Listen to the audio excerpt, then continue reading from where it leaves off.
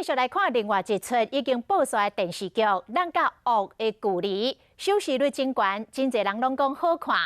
剧中的场景嘛对咧庆红，像这个李妈妈甲律师咧对话，迄个水南洞的渔港，即摆就将做真热门的景点。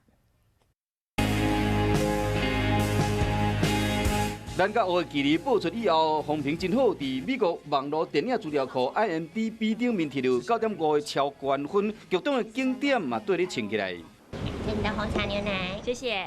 这里呢是因4月开的饮料店，位于台北的天母。但如果你想像 News 哥一样呢，点个现打果汁可能会失望，因为这边卖的是三明治。因4月开的饮料店，人客人数加2成，若到假日的时拢客满。 假日的时候人会变得很多。经典的场景，李晓明因老母甲律师这段一行到底，地点是伫东北角的水南洞仔渔港附近的景点有阴阳海，真适合乡亲去行行的。殷思聪坐在这呢，哭喊着“为什么是我”这个经典桥段，拍摄地点就是在巴黎疗养院。